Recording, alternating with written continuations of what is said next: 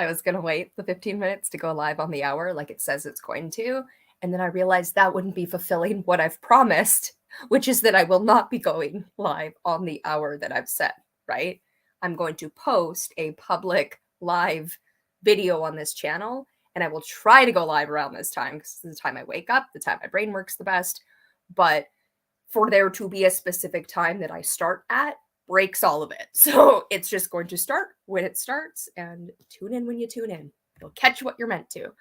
And they'll all be public on the channel unless they're taken down for YouTube's reasons or, personal one-on-one connection reasons.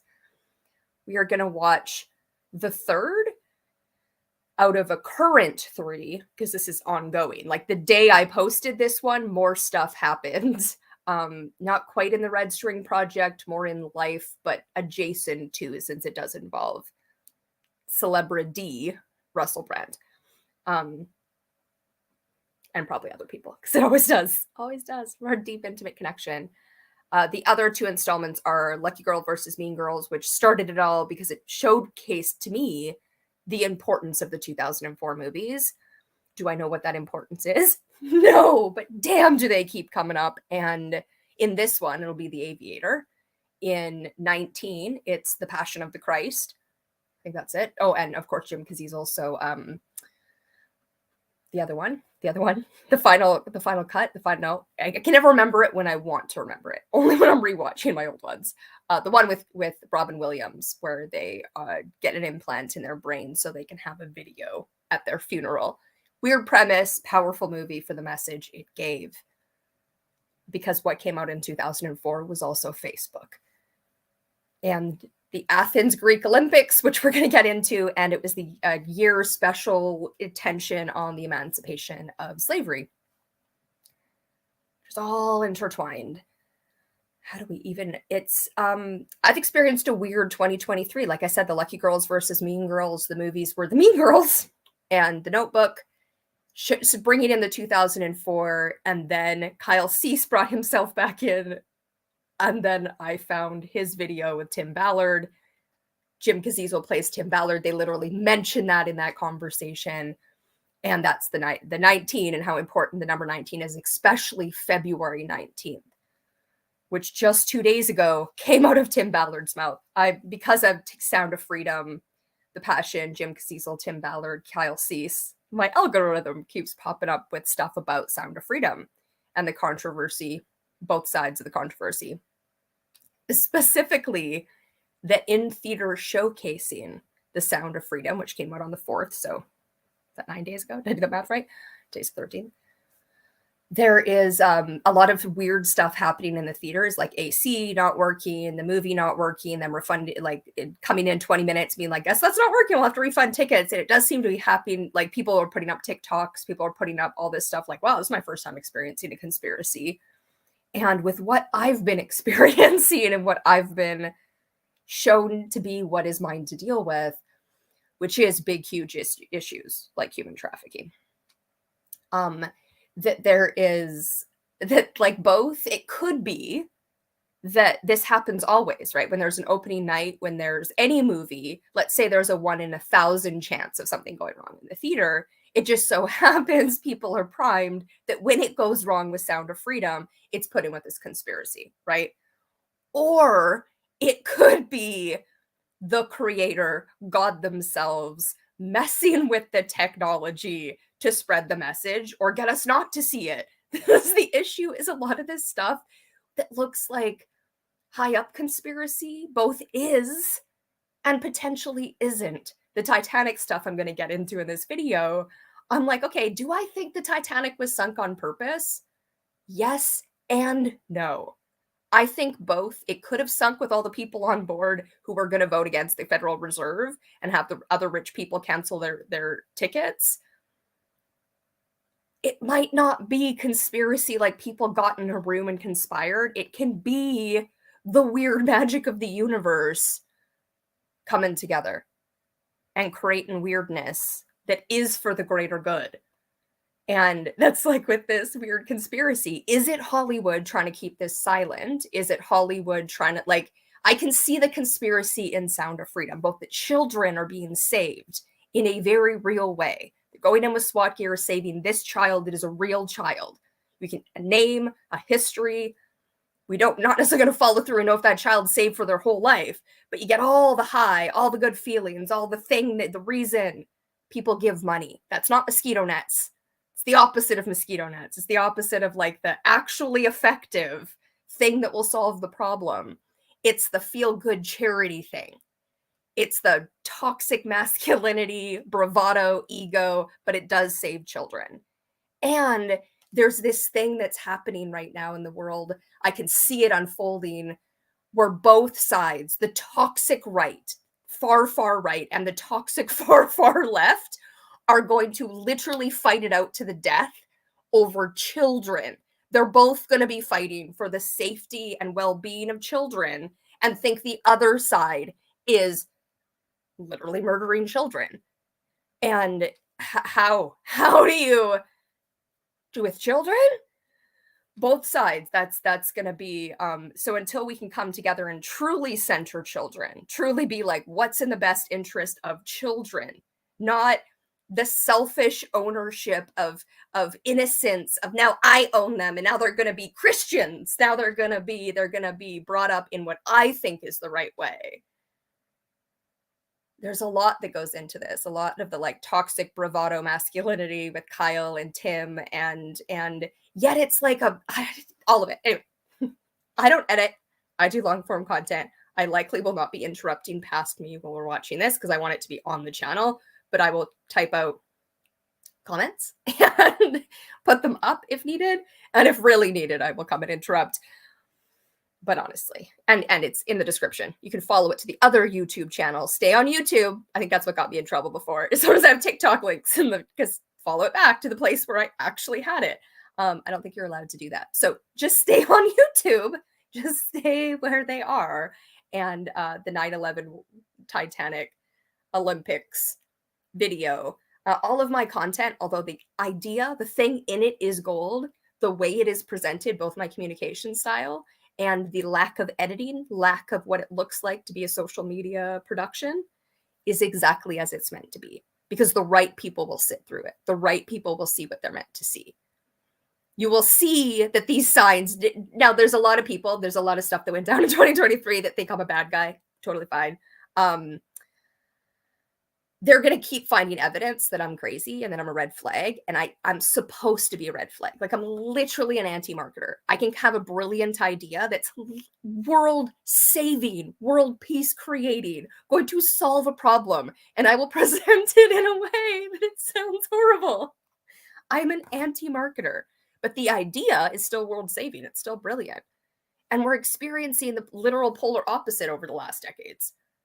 Capitalism is all about ruling from on top Mount Stupid in the Dunning-Kruger effect.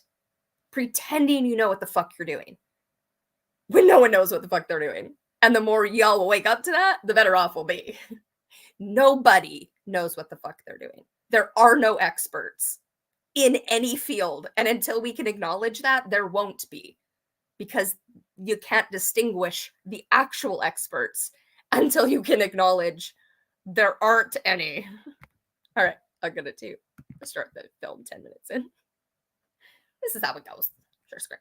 Saving the world. What do you want from me?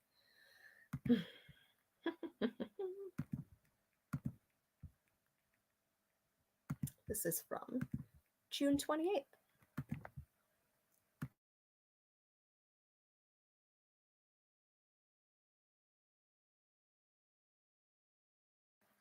I don't know how to start this video, but I never know how to start any of my videos. I am Jubilee. I know how to make a world that works for everyone. I've been saying that for years. 2023 has been really weird because everything I thought I was doing was not what I was doing, but everything I was doing is still very important. I was creating a global user cooperative because of the power that will give every single human on this planet. It will empower them. But in 2023, the 2004 movies started to come in so often and so much, and all of these signs and symbols. I thought the Lucky Girls versus Mean Girls that's in the description was as weird as it was going to get. Then the other video, the 19th, Jesus and the Passion, Jim Caviezel playing Jesus in The Passion, which is a 2004 movie. The 2004 movies keep coming up. This one for this video is The Aviator with Leonardo DiCaprio. I believe it's the only 2004 movie we are talking about. But it's not the only 2004, because when I saw these movies coming up again and again, they started to pique my interest. I looked up what else happened in 2004, and there were three. I'm just going to re-look it up because I don't actually have it ready, and I'll just be easier. What happened in 2004? Because I always get the last one wrong. Facebook was invented. Facebook came into the world, which was one of the huge things. That the Olympics were in Athens, Greece. And that stood out to me because the Olympics is Greece, right? And so I was like, well, how often? How often is it in Greece? I'm sure it happens all the time. No, it does not. It is the only time they were in Athens, Greece, aside from the 1896 very first modern day Olympics, which happens to have the closing ceremonies on April 15th of that year, so 1886, I suppose. And they were on the anniversary of Titanic, April 15th. So that stood out to me. I am going to start this, though, with somebody else's video. This I only found a few days ago. I've been procrastinating for doing this video. I finished watching the Titanic this morning and was clearly waiting for that. Let's just put up the other person's video. This is from February 14th of 2023. For anyone who doesn't understand time, that is before June 18th, when the Titan submerged and exploded, right? So Bill Paxton is one of the stars of the Titanic. He is in the very beginning of the Titanic, the part where they're going to look for the heart of the ocean. He is the person looking for the heart of the ocean. Bill Paxton passed away in February of a year. Sorry, I don't know which one at the moment off the top of my head, after having heart surgery on Valentine's Day, which stood out to me. Bill Paxton also happened to be with James Cameron on 9/11, September 11, 2001. He was in a submersible. Those two people were in the submersible Titanic when 9/11 happened. That's going to be important. Feels important.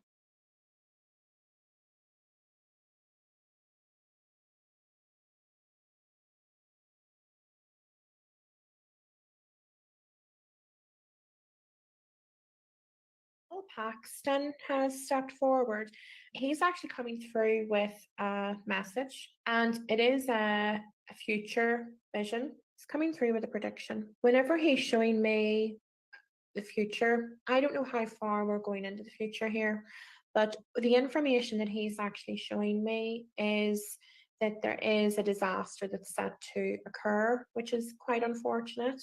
And what he is showing me is a ship, but he's showing me a ship that's smaller than the Titanic. And what he has said is about a cruise ship. So it's I know it's carrying passengers aboard, and I'm seeing passengers, boarding.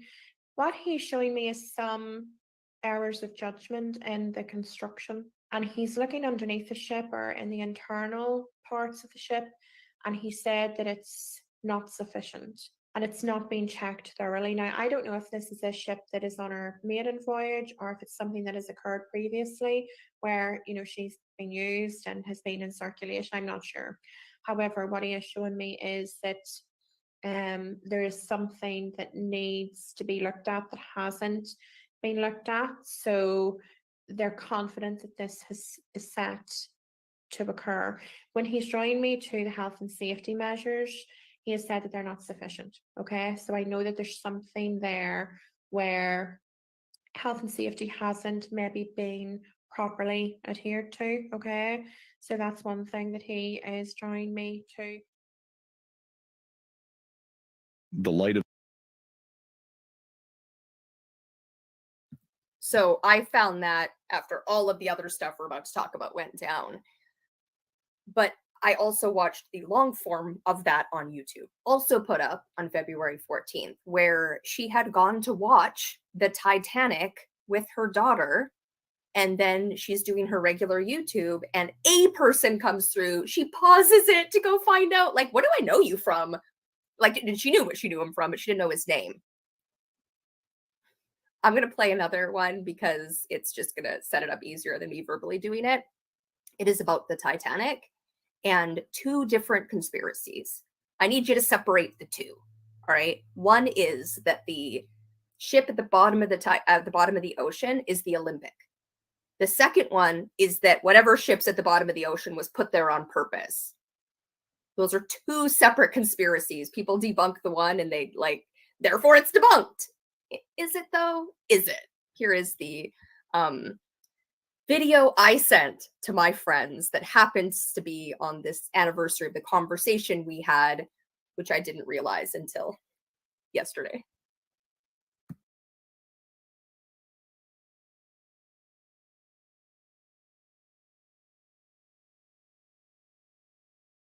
Of the new groundbreaking 3D scan of the Titanic, which allows viewing the ship as if all the water of the ocean had been drained, has opened a new frontier of debate on the Titanic sinking, potentially dismantling a century-old understanding of one of history's most infamous maritime tragedies. But remember that these are crazy conspiracy theories, so let's imagine for the moment that these are nothing more than fiction stories.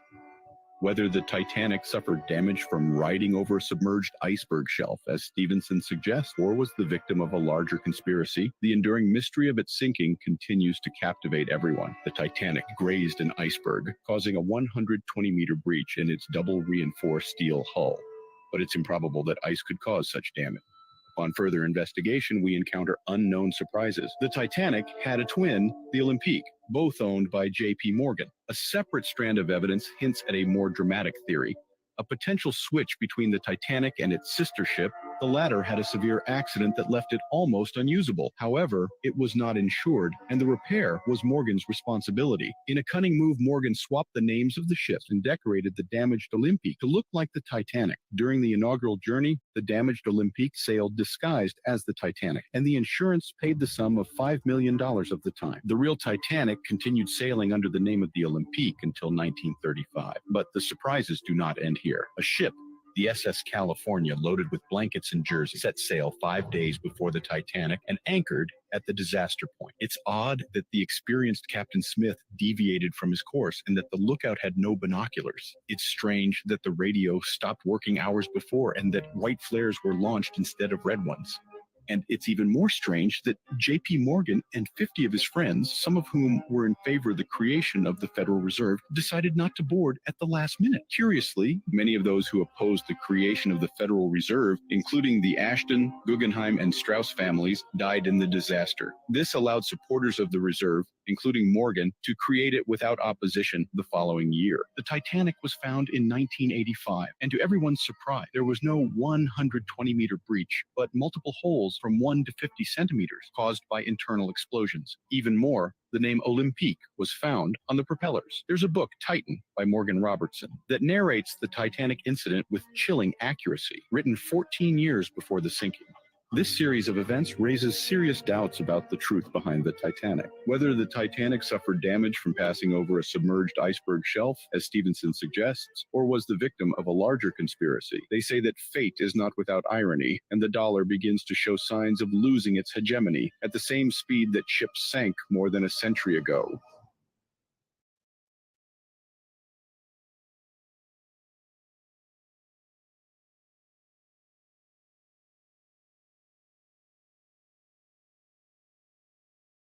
So the book that he talks about in there, I looked up and it turns out it changed its name after the Titanic sank to the Titan. That's not the exact title, but it has the Titan in it. It was called Futility, and then it got changed to Titan. There's a lot of parallels between that book and the Titanic. But we're not going to get into that because that's not what this is about. So on June 16th, I had my regular conversation with my group of friends who I met in Game B. And we happened to end that conversation with a idea that we were, playing with on Hunger Games for Billionaires. The richest 24 people in a year go into Hunger Games, one person survives. But they know it's going to be the richest in the richest 24, therefore they don't want to be the richest in a year, right? Was the idea. Then the next day, on June 17th, the person who I think at first sparked the idea came up with a omni-win, non-rivalrous, like no one dies option for the Billionaire Hunger Games. Which honestly, I was like, well, that ruins it. I mean, I don't want actual Hunger Games for Billionaires, but there was like the beauty of it that they want to get rid of their money. And honestly, what he came up with was also beautiful and brilliant and might actually work, which is the key. But then the whole Titan thing happens. I didn't even put 2 and 2 together until he sent this to the group message as I was looking into the Titan, looking into the Olympics. I was already in the 9/11 Olympics Titan part, but I hadn't actually put these together, I don't think. So on June 21st, he sent a week later, oops, I'm guessing billionaires in a Hunger Games scenario is suddenly in very bad taste. Didn't they get my update that I'm switching to non-lethal finite games? But seriously, I feel like I need to be much more careful where I point my imaginal neurons. And so that brought it together. I was like, oh my God, I forgot we did that. And I sent them this. Actually, we won't get into that yet. I did send them a Simpsons opener later because it is relevant to all of this. So because I don't even know how the 17 started to come in. How did it start to come in? I don't remember. But the Titanic definitely got brought into my information. When I did Mean Girls versus Sad Girls, I talked about how Ryan Gosling and Rachel McAdams are tied together in my mind forever because of The Notebook. Romantically tied together, even though they never dated, right? Like, and the only other person that I give the example are both with Leonardo DiCaprio. Leonardo DiCaprio and Kate Winslet in the Titanic, and Leonardo DiCaprio and Claire Danes in Romeo and Juliet. The Titanic came out when I was 17. Rose in that movie is 17, like that, her character. Claire Danes in Romeo and Juliet is 17. My grandmother was born in 1917. I turned 17 in 1997. My daughter would have been 5 in 2017, turning 5 in 2017. So the 17 and the 5 seem correlated, and it's starting like all these things are like emerging, right? I'm not like right now they're forever correlated. It's just like, wow, 17 seems to be coming in a lot. That's interesting. So I looked up what 2004 movie Leonardo DiCaprio was in. Partly because when I looked up Leonardo DiCaprio, his birthday is November 11th. And that happened, and he was born almost 5 years before I was. We don't have the same birthday, so it's not exactly, it's the 2 months difference as well. But his birthday is November 11th, and so is Roxy, that is one of the people from the Mean Girls versus Lucky Girls, one of my new friends I've met in 2023. So that seemed to stand out to be like, yep, that's what we're concentrating on, is Leonardo. So I look up what 2004 movie Leonardo was in, and he was in The Aviator. I have never watched The Aviator because it's not really my cup of tea, but I search for The Aviator, and 2 movies come up, one of which is the one I'm looking for, and the other one is a 1985 movie starring Christopher Reeves. So I look up Christopher Reeves, and he happens to have died on October 10th, 2004. 2004 is already in my mind. October 10th is one of my best friend's birthdays. One of my friends I met on September 11th, one of the years, not the year. And her last name is relevant to it, but I'm not going to give her last name. And it brought him in. He got in his accident from a horse, Christopher Reeves. And the horse keeps coming in. I only just finished the Titanic. At the very end, there's pictures of her. Well, she's dying alone in her, or actually, I guess she isn't dying. But anyway, the pictures of her are her on a plane and her on a horse. Her about to get on it, like fly the plane. Howard Hughes is about The Aviator is about Howard Hughes, a man who inherits nearly $1 million, which is way more money in 1924 when he inherits it than it is for Elon Musk getting a loan of $1 million from his daddy, right? I did it all on my own. So this man is making movies in the movie, spending all this money. Well, I watched this movie on the 22nd of June. So although the Titan submerged and imploded on June 18th, the world didn't know that. They were running out of oxygen. So I woke up on June 22nd and I looked up, when are they out of oxygen? And it was like almost the moment I woke up. I was like, oh, with the time difference, that's right now. And then as the day unfolded, I was watching Aviator in and out of it at like the perfect timing. So when I finished the Aviator is when the debris field got figured out that it had imploded.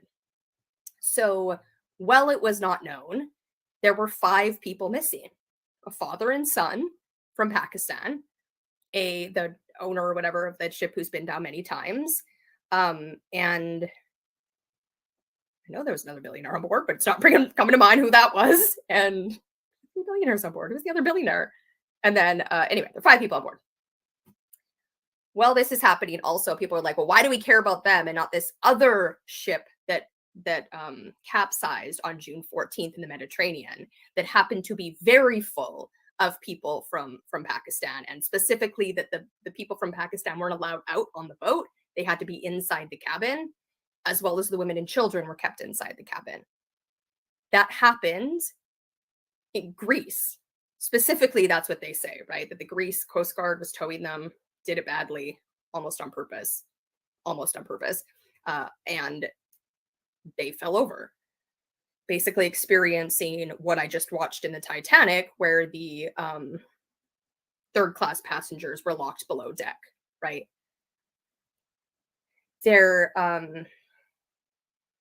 So the Titan is sinking. There's billionaires on board. The guy who took no safety into account. People who buy a huge ticket on a submarine and therefore think that they're like not legally covered, but like physically covered. That somehow their money and bravado, and this is what I watched go down on the Titanic over the movie, right? These people, like, even after it hits, they don't think it's going to sink. The employees don't think it's going to sink. The rich people don't think it's going to sink, and in so doing, make it way worse. Just the whole part is the rich and powerful making it worse. Has been a pretty consistent theme. So I do have a list here we're going to stick with. I don't think I've ever said. I don't edit. Just fast forward. Don't fast forward this one though, because this one particularly is pretty chock-a-block full. So Aviator, Leonardo DiCaprio, Titan explodes. We all know that now. On June 19th, I did happen to talk to Jane and Roxy. That is on here. We did our next episode of Docs the Podcast. 22nd, I woke up while they were out of O2. The Aviator, Leonardo DiCaprio's 2004 movie. I finished, found out about their death. The other Aviator movie came out in 1985. I looked, the Titanic was discovered in 1985, specifically on September 1st, 1985. Also, because of how the Titanic struck the iceberg on April 14th, very, very, very late, it sank and the people died on April 15th. Because Pakistan was so involved, I looked up when Pakistan's independence was, and it is, I'm going to probably get it wrong because it's either August 14th or 15th, and India is the other one. When I looked up why they were different days, it was because it was like a different time zone and it happened around midnight. And it's like, well, that seems interesting. And that happens, Titanic was also found almost directly after midnight, like 2 a.m. on September 1st, 1985. While watching, so in the Aviator movie, this guy inherits money. He has a passion for flying, like figuring out flight. And he's doing that, costing everybody safety. He destroys a plane in a suburb, right? Like crashes it, and I can only imagine people died in that. The things I looked up while watching this. So I, for some reason, wanted to know when he inherited his money. So I looked up when his dad died. His dad was born September 9th. This is going to be important. And he died on my birthday, January 14th, 1924. So my next birthday will be 100 years since this man's dad died and he inherited all this money. In the movie, he is also this man. The movie came out on December 24th, and his Howard Hughes Jr.'s birthday is December 24th. Where are we? Aviator, Monopoly. Katharine Hepburn is in the movie, like the character. Howard Hughes and Katharine Hepburn got together, right? And it seems like they were each other's love interest through life, on and off again. I don't know. Right. But so I looked up Katharine Hepburn. Katharine Hepburn's first movie was called A Bill of Divorcement, and it was in 1932. I went and looked it up because I feel drawn to the number 32 because it's the year I became a parent. Not in 1932, but when I was 32 years old.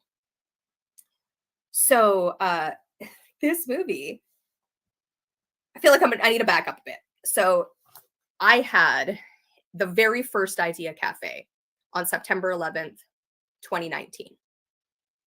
Because I scheduled it for that day, I changed the topic last minute. The 3 people who showed up were me, someone I know in real life, and someone I'd only met that day. The person I only met that day had been in New York on September 11th.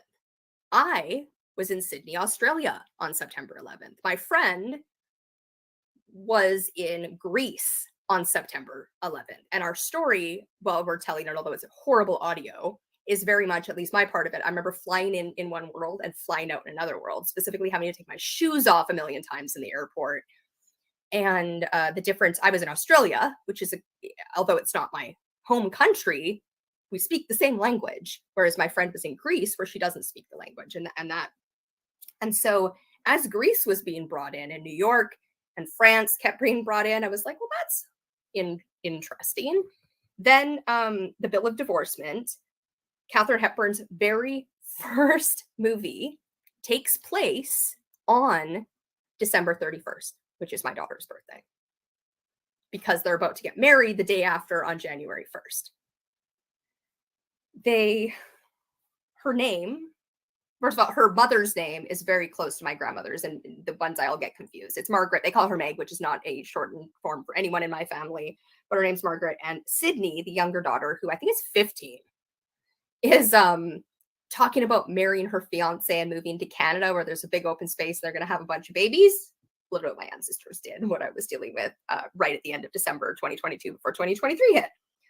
But the fact her name was Sydney and that it came out in 1932, the Sydney Bridge came out in 1932. I feel like there's a day too to go with that, maybe not. September 9th. So, where are we? Athens, Greece, which is where the Olympics took place in 2004. And the first ones my friend was in, I don't know if she was in Athens, but she was in Greece. I was in Sydney on 9/11. James Cameron was on the Titanic, 9/11. Then this character's name is Sydney. The Sydney Bridge opened in 1932. The youngest person to die on board the Titanic is named Sydney. His birthday is September 9th, the same day as Howard Hughes. There was also the richest man who died on board the Titanic. His name's Ashton or Ashter.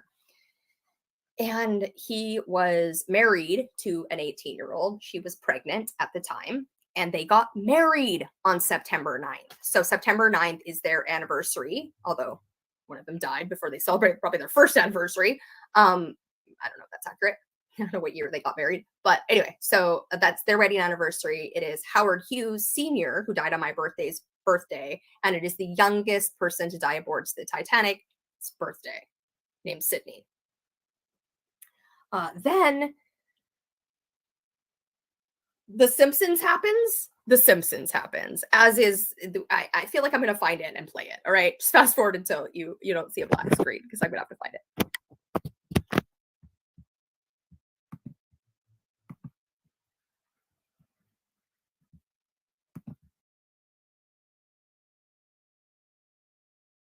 There was one I found before that I was going to try and find, where it was just the 2 clips of just the submersible, the one from September, the 17th season, episode 10 is, I believe, what it is. And then there's one from this 9th season. And they had just those 2 clips. The Simpsons Tide and I can't know what the other one is, Homer's paternity coot. This one, though, I couldn't find it, right? I turned the screen blank. This one has the timestamp, April 14th. So we're going to watch this one and just assume it's going to say the right things. It's going to be 4 minutes. Let's hear it. Let's just watch it. Let's hear what it says. We're just going to remove, actually, it's going to be easier if I copy and paste it.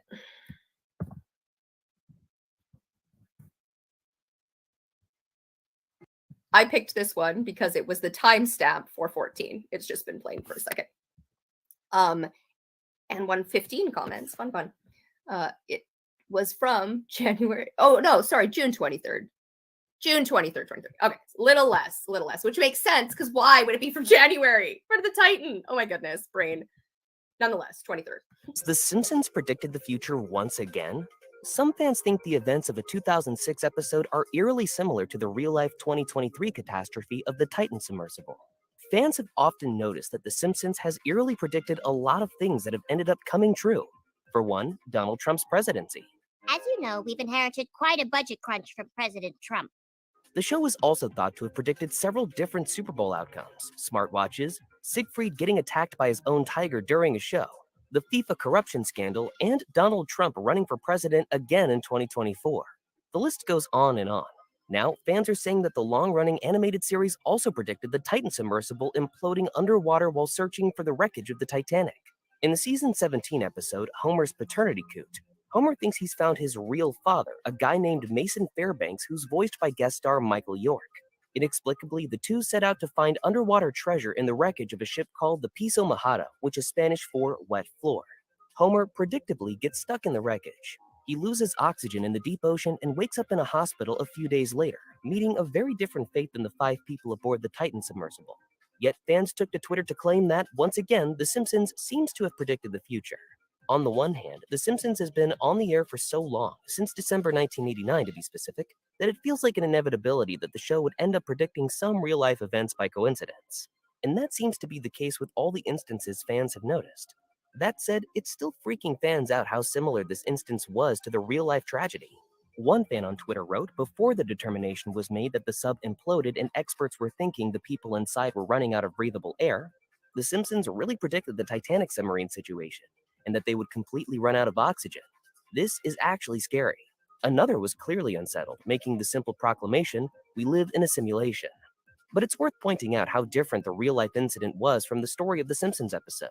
The Titan submersible embarked on its journey to explore the wreckage of the Titanic on Sunday, June 18, 2023, with 5 passengers aboard.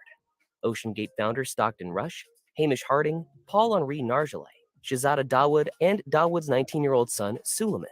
The problem started pretty much immediately, with the craft's communications failing within the first 2 hours of the voyage. On Thursday, June 22nd, officials determined that the 5 passengers had perished, likely in an implosion.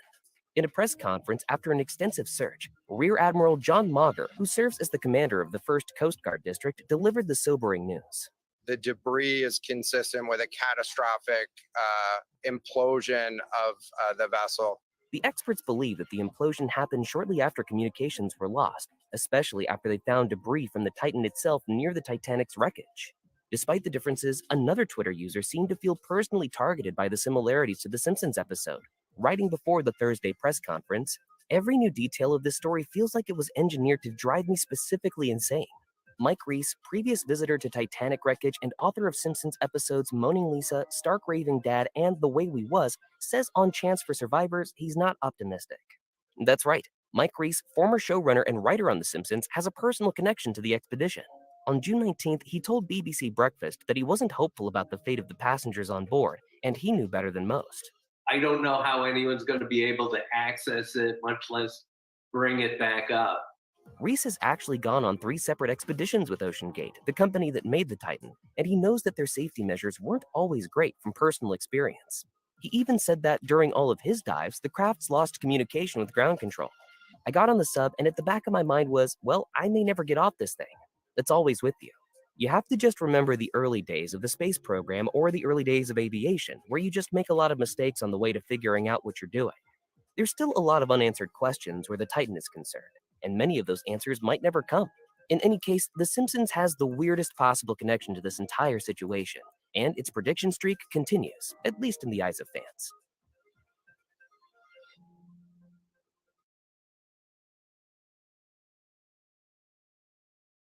Sounds like I'm just gonna see if I actually, that did save, right? I can imagine it wouldn't have saved. No, I did not save it. Of course I didn't save it. Come on. Running prediction of missing sub. All right, let me just copy and paste the do it as it's here, so I don't have to think about it after, but save changes. Okay. Make me big. So Simpsons. So that guy who went down in the submersible that imploded wrote, not the one that they think predicted it, the other one that predicted it. That was Simpson Tide. It was actually the last one he wrote, supposedly. Also, the other one that predicted, so there was September 19th. Nope, not September 19th. Season 9, episode 19, which is not September 19th. September 19th is Kyle Cease's birthday. That one is the one Michael Reese wrote. I thought Michael Reese wrote the other one, which makes it a little cooler, but nonetheless. The other one that predicted it is the one that they showed is Homer's paternity coot, which was from season 17. That was one of the things that brought 17 up because it was like the 17th season. That one happens to be the closest one to my birthday. There is no one that airs near my birthday, aired a week before, and then there's one that aired 2 weeks after. In that episode, this happens. This is not to do with the submarine, but this is in Homer's paternity coup. All right? Jimbo, Dolph, and Kearney. Good evening, dumbasses. Tonight our guest is Oscar nominee William H. Macy. Welcome. Thanks for having me on, guys. You know, these public access shows remind me of independent film. Special people, not special effects. Big hearts, not big budgets. Very well put. Now get him! Hey! So tell us, what's next for William H. Macy? Besides bleeding! You know Nev Campbell?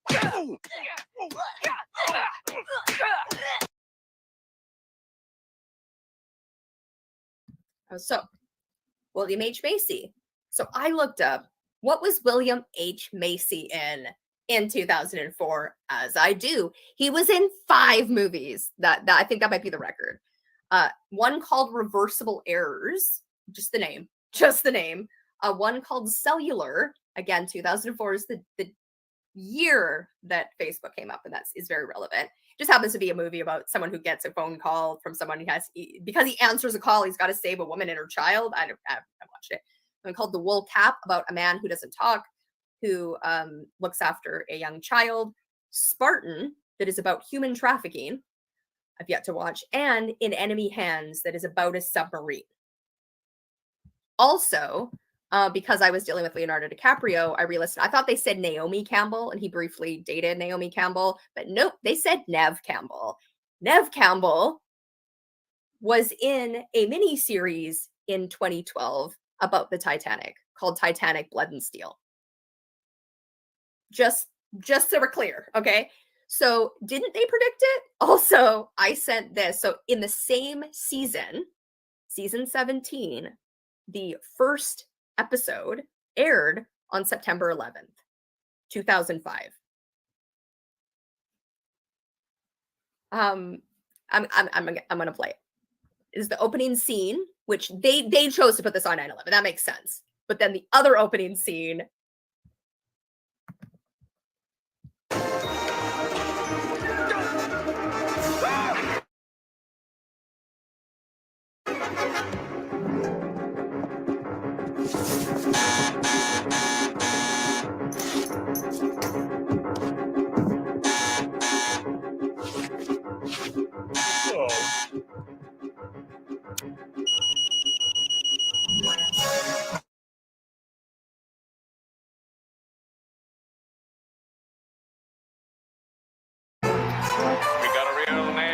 Here at Mile High Stadium, the Broncos down by 1 and 30 seconds left on the clock. Come on, Broncos, you can do it. And I'm joined in the broadcast booth by the stars of ABC's latest reality show, Billionaire versus Bear. Let's review the easy-to-follow rules of your show. Each of you thought you were in a race to plant the Taco Bell flag at the North Pole. What you didn't know is the race was a chase, spiced up by the presence of the betrayer. Well, now, the bear has a surprise for you. He's not really a bear, he's a tiger. Oh, look at there. Denver just won the ball game. Oh, the Broncos won. Sally wasn't able to pause there fast enough. Go me. So it was in Denver, which is of course the Broncos, which are horses. Allison Priestley from the 2023 stuff is from Denver, but more it was just the billionaire, right? The billionaire thing. Billionaire versus bear on 9/11 in the 17th season. That's weird. Then I just was looking into Simpsons. Turns out Abraham Simpson's birthday is Allison's birthday. Allie Priestley's birthday has Abraham Simpson's birthday. The coot is him not having him as a dad, right? Briefly for that one episode, the Homer paternity coot. Just Maggie Simpson, the youngest Simpson, has my birthday with Allison and Jessica's birth year, 1988. Just weird all around. Their second episode ever. I have a lot of seconds in my life. I'm the second born. I was the second cohort of both Science One and Groundswell. And the second episode ever to air is on my birthday, January 14th. So I don't know if Simpsons predicts the future, but wow, are they ever connected? So have we gotten through this information? Sydney, Athens, my September 11th idea cafe, which I will also put in the description, although it's not there yet. You can see what I am saying about my friend. This just got weirder as I kept going. I kept wanting to make this video, and then more information kept getting added. In fact, before this, there was even more information where I was like looking up people because I watched the Titanic, the actual Titanic, and there's that guy with a little mustache that gets on the boat all sheepishly at the end. I was like, wait a minute, I remember from when I started the Titanic a few days ago who that is. And he ended up being looked after by a 17-year-old named Jack who survived the Titanic, and his mother died on the anniversary of the Titanic, not that day. And anyway, he also, there was something else. I just gotta quickly look it up because it was weird. It was weird. That one has to do with December 4th. They got married on my grandmother's birthday, and one of them died on my daughter's birthday. Something also happened on one of my uncle's birthdays, but I don't remember what it was. Just a lot of like, oh, also my grandmother died on the anniversary of the Titanic. That was one of the things. I was like, when did that happen? Yep, that's when that happened. My daughter was born 100 years after the Titanic because her birth year is 2012. My grandmother was born in 1917, the number 17. I didn't know the number 17. 17 is also the year, the day that Jane had mistaken for the Docs of Podcast, and then I kept seeing 17. I looked up randomly right before my next Friday conversation after this one went down, so my last one, how many jubilees there were in the Bible, because that's where I got my name from, the biblical jubilee. Every 7 years of 7, so every 49 years was the Jubilee. They set all the slaves free, returned the land to their owner, canceled all debt. There were 17 Jubilees. The Titanic, the Olympics, and the Olympics comes in way more than I've mentioned, right? The Olympic is the other name of the other Titanic. The closing ceremonies of the very first Athens Greek one was on the anniversary of the Titanic. I was in Vancouver during the 2010 ones. Was not a fan. I'm not a fan of the Olympics. I was in Australia less than a year after the Olympics happened. I had volunteered in Costa Rica with people who had been in Sydney, been in Australia in general during the Olympics, then went and visited them and the country all within a year. And I happened to be there September 11th. In Sydney, which is the youngest person to die aboard the Titanic. They opened in 1932, the same year as Katharine Hepburn's movie, The Bill of Divorcement. There was also somebody from the Titanic who got divorced in 1914. Basically because the man who got on the ship, who was the rich one I just mentioned, the one with the little sheepish guy with the mustache, he another man also got on. They were like, there were no women and children here. Turns out his wife and children, his own wife and children, divorced him because he wasn't helping them, I think, on the Titanic. And anyway, they clearly got off and survived. And then he pushed himself onto a boat somewhere else, right? But they divorced him over it, or she divorced him.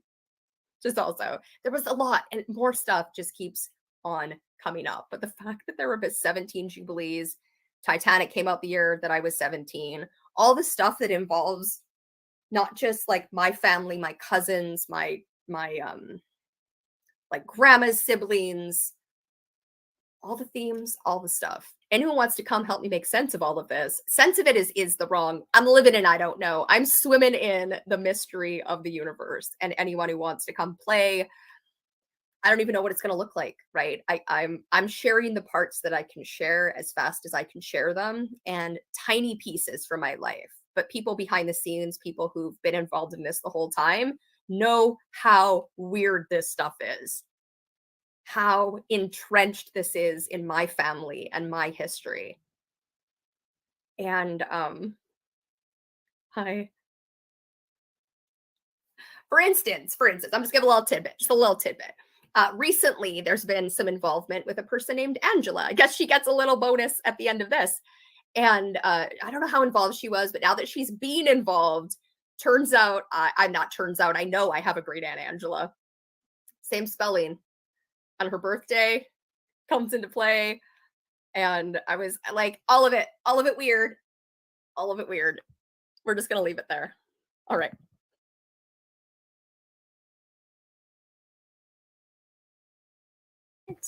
Back to current me. I'm just going to put up this because I didn't put it up earlier while they were talking about Leonardo. Well, I was talking about Leonardo DiCaprio.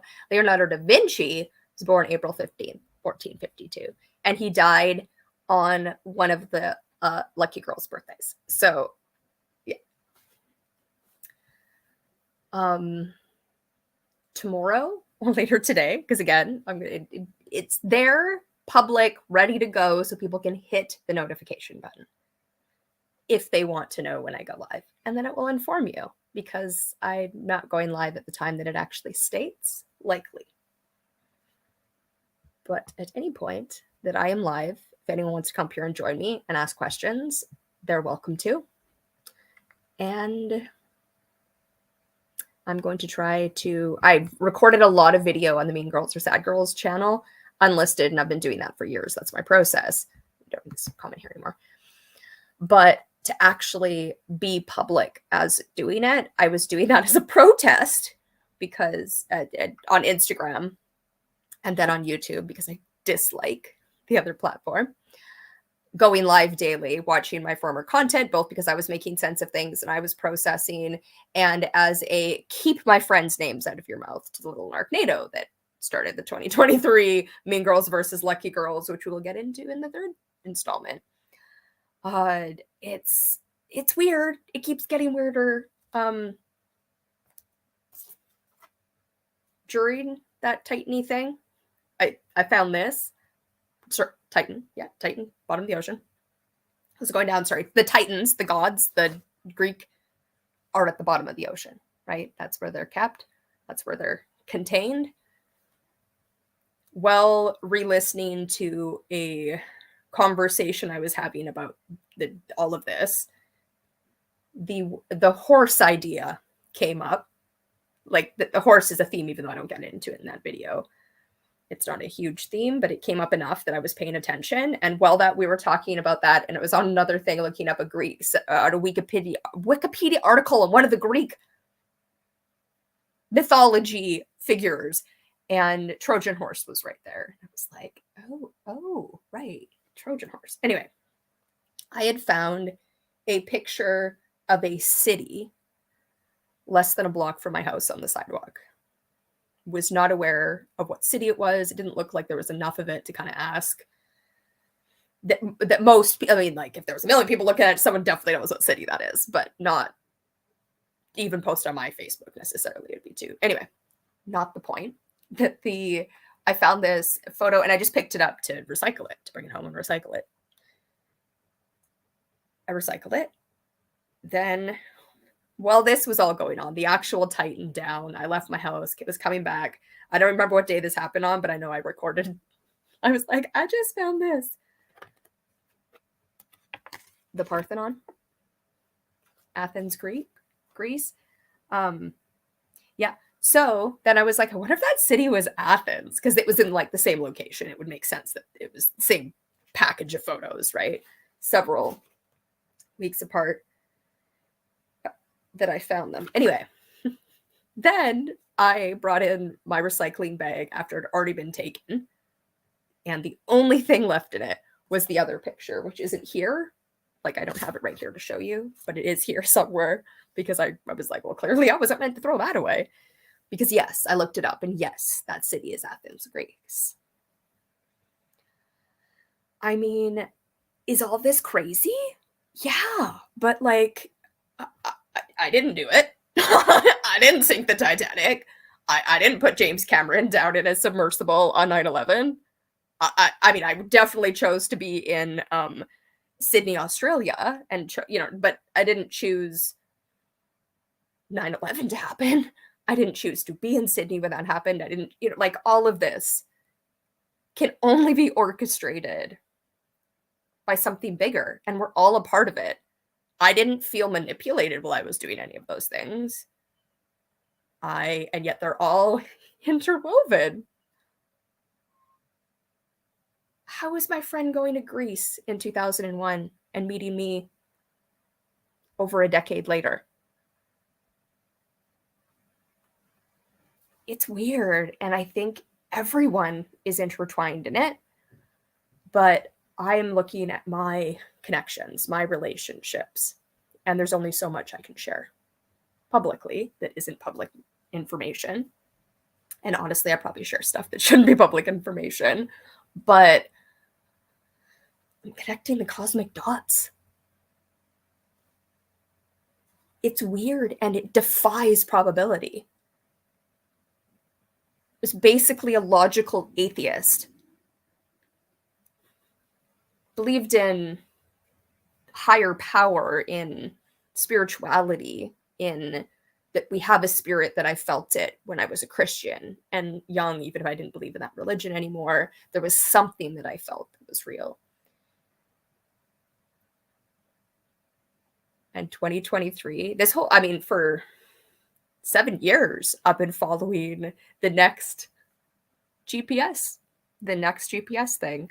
And you know who I learned that from, or at least that analogy for it that stuck with me, because I was like, yeah, okay, I do need GPS. I need it to give me the next direction, and only the next direction, and only the next direction. That's what I need. That is the, like, what is the word? Like, antidote to executive dysfunction. Like, just one at a time. Great. Awesome. Kyle Cease, same with the apple tree. And yesterday, in his video that I watched, it's not public, it's unlisted, but I, being my snarky self as I do, what am I going to find? And he's talking about roots. And I'm realizing that, of course, the apple tree I got from the concept of an apple tree, and that an apple doesn't care what somebody does with its apples. It just creates apples. That's what it does, right? It doesn't necessarily care what someone makes jam anyway. I made a 100 apple project where I put out 100 ideas. And if I was able to do that, I got to keep the Apple product, the iPad that I had bought. And it's specifically, I'm like, the apple tree. I don't think this is an apple tree, but I got at the end of 2022 that I am a tree. My spirit essence is a tree, and I am meant to be planted. I am meant to be rooted at the center of my coven, which was really about labor, but I came to understand is also the intersectionality of my disabilities, the intersectionality of who and what I am, is to be at the center of that, to do what I'm here to do. Which means I need other people, but specifically that I was rooted at the end of January. I experienced what it was to connect to source. And that's the picture of it. Like I was planted at the center because I had a deep faith because it was being shown to me. I'm not a believe without proof kind of person. And I don't think one person's proof is another person's proof, which is why it's so perfect that all of the stuff that is happening, it's not walking on water. It's not turning water into wine. It's numbers and data that can be shown, and also, what the fuck does it mean? It means we can create a better, beautiful world. It means we can create a world that works for everyone by following our own GPS coordinates, by doing what is ours individually to do, finding our people and working together. And our people are people we get along with and don't get along with. Conflict, friction is how we learn and grow, especially as humans living together. Both conflict in our relationships, which is stress. I'm allergic to it. Like, it's like, I don't want it. And yet it's the beauty, and the universe is definitely going to deliver it in flow. I don't need to stress about it. It's going to happen. Deal with it as it comes up. It doesn't need micromanagement because it's being managed at a divine level that we're all connected to. We're going to watch, not right now, but the next one we're going to watch is the number 19, which brings in Jim Caviezel, Passion of the Christ, which I've not been able to watch because it's not on the streaming services. I might go and before that one, before we stream that one tomorrow, if it comes up my algorithm, watch some of the stuff that went wrong on the Passion of the Christ set. And of course, they're doing this, the sequel. It's maybe a 2-part series. Tim Ballard, Kyle Cease. Weird. Okay. See you tomorrow.